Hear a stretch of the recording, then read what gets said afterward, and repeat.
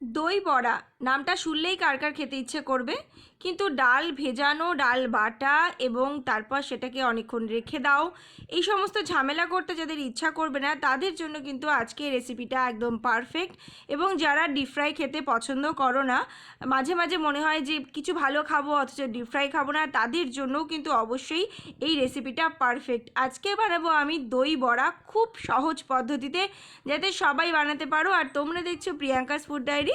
সবাইকে ওয়েলকাম আমার চ্যানেলে। যারা এখনও আমার চ্যানেলটাকে সাবস্ক্রাইব করোনি তাদেরকে রিকোয়েস্ট করব চ্যানেলটা সাবস্ক্রাইব করতে, তাহলে নতুন নতুন রোজ প্রচুর ভালো ভালো লোভনীয় খাবার পাবে এবং হেলদিও অবশ্যই হবে। তো চলো আজকে বানিয়ে নিই দই বড়া, যেটা কিন্তু ডাল বাটার ঝামেলা ছাড়াই। সুজি ভিজিয়ে নিয়েছি আমি টক দই দিয়ে, 1 কাপ সুজি, তার সাথে হাফ কাপ টক দই। এখানে নিয়েছি আমি টক দই, সামান্য বিট লবণ, নুন আর চিনি মিশিয়ে নিয়েছি। চিনি চাইলে না দিলেও পারো। দিয়েছি লঙ্কার গুঁড়ো, আর এখানে রয়েছে তেঁতুলের চাটনি, যেটা কিন্তু তোমরা বানিয়ে রাখতে পারো, আমি তো সারা বছরের জন্য বানিয়ে রাখি। আর এখানে রয়েছে ধনে পাতা চাটনি, সেটাও কিন্তু তোমরা করে রাখতে পারো। এই সমস্ত জিনিসগুলো যদি বাড়িতে করে রাখো তাহলে কিন্তু খুব ইজিলি এই খাবারগুলো তোমরা খেতে পারবে। সঙ্গে রয়েছে একটা ভাজা মশলা, সেটাও আমি বলে দিচ্ছি পরে কী কী দিয়ে বানিয়েছি। আর এখানে কিন্তু সুজিটা টক দই দিয়ে ভিজিয়ে রেখেছিলাম। তারপর এর মধ্যে দিয়ে দিলাম মৌরি, একটু নুন স্বাদ অনুযায়ী, আর কাঁচা লঙ্কা বাটা। এটা তোমরা তোমাদের ঝালটা নিজেদের স্বাদ অনুযায়ী দেবে। সেটাকে খুব সুন্দর করে মিশিয়ে ঘনত্বটা এরকম দেখেই বুঝে নিতে পারছো তোমরা। এর মধ্যে দিয়ে দেবো আমি ইনো ফ্রুট সল্ট 1 চামচ। এবারে কিন্তু আমি রান্না করব আপাম প্যানে, যেখানে কিন্তু খুব অল্প তেলে, মানে কয়েক ফোঁটা তেল ব্রাশ করে নিয়েই কিন্তু এই রান্নাটা করতে পারবে। তো দেখতেই পেলে আমি ইনো মিশিয়ে সেটাকে খুব ভালো করে ফেটিয়ে নিয়ে সঙ্গে সঙ্গেই কিন্তু আপাম প্যান গরম করে এর মধ্যে সুজির মিশ্রণটা দিয়ে দিলাম। তারপর মাত্র 4-5 মিনিট পরেই কিন্তু এটা রেডি হয়ে যাবে, খুব অল্প সময় লাগে। অন্যদিকে কিন্তু আমি একটা পাত্রে গরম জল, একটু সামান্য নুন দিয়ে রেখেছিলাম, খুব হালকা গরম জল।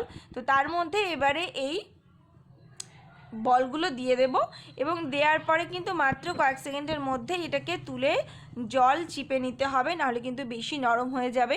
দেখলে তো পদ্ধতিটা কিন্তু একই, কিন্তু কত সহজে, কোনো রকম কোনো কিছু ডাল বাটার ঝামেলা ছাড়াই, ডিপ ফ্রাই করা ছাড়াই কিন্তু ইজিলি এটা বানিয়ে নিতে পারো। যে কোনো দিন, যে কোনো সময়, যে কোনো মুহূর্তে বাড়িতে গেস্ট আসলেও শুধু চাটনিগুলো আগে থেকে বানিয়ে রাখলেই কিন্তু এটা করে ফেলতে পারবে।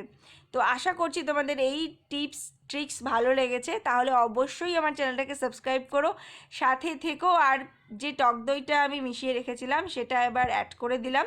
দই বড়ার যেটা মেন উপকরণ দই, দইটাকে যদি আরও একটু স্পেশাল করতে চাও তাহলে কিন্তু এর মধ্যে একটু ঠান্ডা বরফও দিতে পারো, তবে সেটা অবশ্যই এখন না, গরমকালে হলে স্পেশালি। এবার এটাকে সাজিয়ে নেওয়ার পালা, মনের মতো করে সুন্দর করে, যার যেটা ভালো লাগবে, যে চাটনিটা, সেটা বেশি বেশি করে দিয়ে তোমরা সাজিয়ে নেবে। তেঁতুলের চাটনি, ধনেপাতার চাটনি সব দিয়ে সুন্দর করে সাজিয়ে নিলাম। এরপর এক এক করে ঝুরি ভাজা চাট মশলা, যে চাট মশলাটার মধ্যে আমি কিন্তু মিশিয়েছিলাম জিরে, ধনে, শুকনো লঙ্কা, একটু মৌরি, এই সমস্ত, আর একটু চাট মশলা মিশিয়ে এটাকে তৈরি করে রেখেছিলাম। তো এই উপর থেকে ছড়িয়ে দিলাম। সাজানোটা কিন্তু যার যার তোমার নিজেদের টেস্ট অনুযায়ী, যে যত সুন্দর করে সাজাবে, ঠিক যেমন করে মেকআপ যে যত সুন্দর করে করবে এবং যার যার নিজের মতো করে করবে ততটাই ভালো হবে, এটাও ঠিক সেরকম। তো গল্প করতে করতে কত ইজিলি তৈরি হয়ে গেল কিন্তু দই বড়া, ঝটপট, কোনো রকম গিল্ট না রেখেই খেয়ে নাও যে মোটা হয়ে যাব বা অয়েল ফ্রি খাবার খেতে হবে। তো এটা একদমই লেস অয়েল বানানো, আর চটপাটা খাবার সবসময়ই লোভনীয়, খেতে ভালো লাগে সবার। তো আশা করছি তোমাদের রেসিপিটা ভালো লেগেছে।